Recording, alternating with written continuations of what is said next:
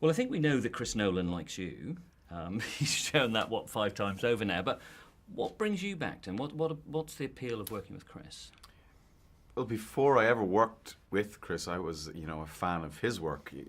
Starting off with Memento, and then Insomnia, and then going back and watching Following, and so it was a real privilege to begin to work with him all those years ago. And for me, he makes, I suppose, what can be termed blockbusters, but for me, they're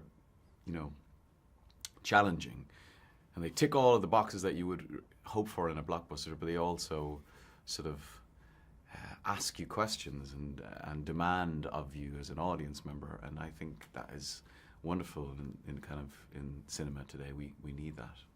One of the things he also demands of actors is a realism. He's talked a lot about wanting to shoot as much of this movie as real as possible, and of course for you that means being in the water, being out in that little boat. Yeah. But presumably that adds a value to you as an actor. Yeah, it's only a bonus, really, because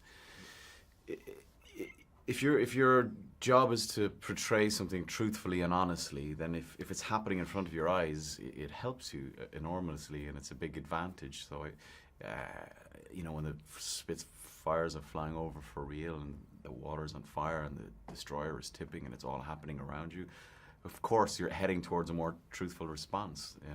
So it helps us, and I think it also helps the viewer. So, Shivering Soldier, who is he? What brings him into the story? We see him at one point where he's a functioning, capable officer, and then we see him after some horrific traumatic event which has reduced him to this sort of shivering soldier. And that's where the name came from, because I think he's a sort of an amalgam of many, many soldiers that went through that. I was thinking the sequence that you're in, it almost reads like you've got the 2 Irishmen, the 2 Scotsmen and 2 Englishmen all in a boat together. It's like the beginning of some sort of joke, but that must have been rather fun to be sort of bonding with that group in that real, actually really rather claustrophobic. Yeah, and there was no choice but to bond with each other, because it was such a small environment, and we did, such fantastic actors to work with, and that was the whole experience for me. Was really, really intimate, and despite the film working on a big epic scale, my experience was very small and contained and really satisfying.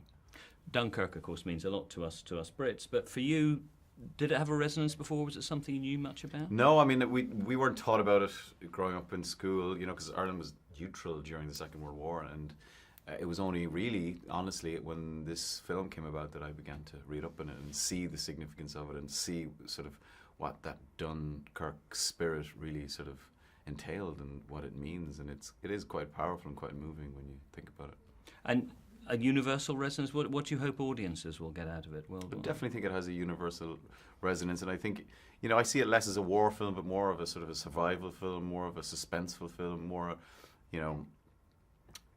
about man's capacity for empathy, really, in many ways.